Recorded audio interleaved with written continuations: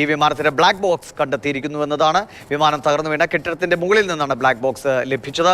Flight data റെക്കോർഡും കോക്ക്പീറ്റ് voice റെക്കോർഡും ലഭിച്ചതായി DGCA സ്ഥിരീകരിക്കുകയും ചെയ്തിട്ടുണ്ട്. അർജുൻ പീതാംബരൻ വിവരങ്ങൾ വേണ്ട. അർജുൻ, അതായത് അപകടം എങ്ങനെ എന്നതിനെക്കുറിച്ച് ഉള്ള വിവരങ്ങൾ അറിയാനുള്ള എല്ലാവിധ കാര്യങ്ങളും എല്ലാ ഡിവൈസസും ഇപ്പോൾ നമുക്ക് തിരികെ എടുക്കാൻ സാധിച്ചിരിക്കുകയാണ്.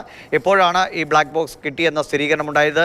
അതിൽ നിന്ന് ഉള്ള വിവരശേഖരണമൊക്കെ എത്ര സമയമെടുക്കുന്ന ഒരു പ്രോസസ്സാണ്?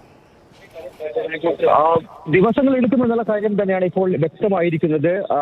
ഈ വിമാനം തകർന്നു വീണ ആ കെട്ടിടത്തിന്റെ, ആ ഹോസ്റ്റൽ കെട്ടിടത്തിന്റെ മുകളിൽ നിന്നാണ് ഇപ്പോൾ ഈ ബ്ലാക്ക് ബോക്സിന്റെ പൂർണ്ണ രൂപം അധികൃതർ കണ്ടെത്തിയിരിക്കുന്നത്. ഇതിനകത്ത് തന്നെ ഫ്ലൈറ്റ് ഡാറ്റ റെക്കോർഡർ, അതായത് SDR-ഉം അതുപോലെ തന്നെ കോക്ക്പിറ്റ് വോയിസ് റെക്കോർഡർ CVR-ഉം ഉൾപ്പെട്ടിട്ടുണ്ട്. അത് രണ്ടും ലഭിച്ചിട്ടുണ്ട് എന്നുള്ള വിവരം തന്നെയാണ് ഇപ്പോൾ അവസാനമായി പുറത്തു വന്നിരിക്കുന്നത്. അതായത് പൂർണ്ണമായിട്ട് ഈ ബ്ലാക്ക് ബോക്സിന്റെ ഭാഗങ്ങൾ ലഭിച്ചിട്ടുണ്ട്. ഇനി അത് പരിശോധിച്ച് എന്താണ് കാരണങ്ങൾ എന്നുള്ളത് മനസ്സിലാക്കിയാൽ മാത്രം മതി. അതിലേക്ക് ഈ അധികൃതർ എല്ലാവരും കടന്നിട്ടുണ്ട് എന്നുള്ള കാര്യം തന്നെയാണ് വ്യക്തമായിരിക്കുന്നത്.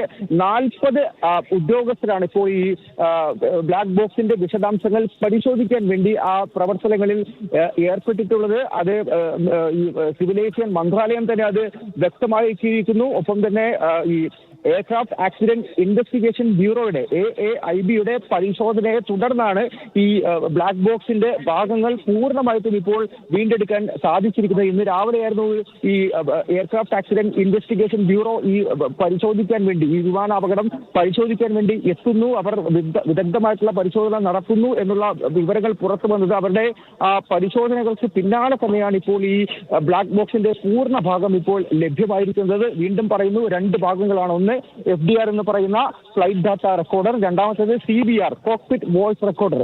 ഈ CVR-ലാണ് ഏറ്റവും നിർണായകമായിട്ടുള്ള വിവരങ്ങൾ ഉണ്ടാവുക. അതായത് കോക്ക്പിറ്റിനകത്ത് ഈ അപകട സമയത്ത് പൈലറ്റുമാർ തമ്മിൽ എന്തൊക്കെയാണ് സംസാരിച്ചത്, അവർ എന്തൊക്കെ അപായ സൂചനകൾ നൽകി, എന്തൊക്കെയാണ് അവരുടെ മനസ്സിലുണ്ടായത് തുടങ്ങിയിട്ടുള്ള കാര്യങ്ങൾ, അവർക്ക് എന്തൊക്കെ അവിടെ തോന്നലുണ്ടായി എന്നുള്ള വിശദമായിട്ടുള്ള കാര്യങ്ങളുടെ ഓഡിയോ ക്ലിപ്പിംഗ് ആയിരിക്കും ഈ കോക്ക്പിറ്റ് വോയിസ് റെക്കോർഡറിൽ ഉണ്ടാവുക എന്നുള്ളതാണ് ഏറ്റവും പ്രധാനപ്പെട്ട കാര്യം. അതായത് വിമാനം പറന്നുയർന്ന് തകർന്ന് വീണ ആ ഒരു സമയത്തിനിടെ 32 സെക്കൻഡിൽ ആ സമയത്ത് എന്ത് സംഭവിച്ചു എന്നുള്ളത് ഈ ബ്ലാക്ക് ബോക്സ് പരിശോധിച്ചു കഴിഞ്ഞാൽ മനസ്സിലാകും. പക്ഷെ അത് ദിവസങ്ങൾ എടുക്കും. ഒരുപക്ഷെ 3 മുതൽ 10 ദിവസം വരെയാണ് ഇതിന്റെ വിവരങ്ങൾ ഡീകോഡ് ചെയ്ത് അത് പരിശോധിക്കാൻ വേണ്ടി എടുക്കുക. ഇതിന്റെ എല്ലാം അടിസ്ഥാനത്തിലായിരിക്കും DGCA ഒരു ഏറ്റവും നിർണായകമായ വിവരമാണ് ലഭിക്കുന്നത്. കോക്ക്പിറ്റ് വോയിസ് റെക്കോർഡറും ഒപ്പം തന്നെ ഫ്ലൈറ്റ് ഡാറ്റ റെക്കോർഡറും, ഈ 2 ഭാഗങ്ങൾ ചേർന്നതാണ് ബ്ലാക്ക് ബോക്സ്. അത് കണ്ടെത്താൻ കഴിഞ്ഞിരിക്കുന്നു എന്നതാണ്.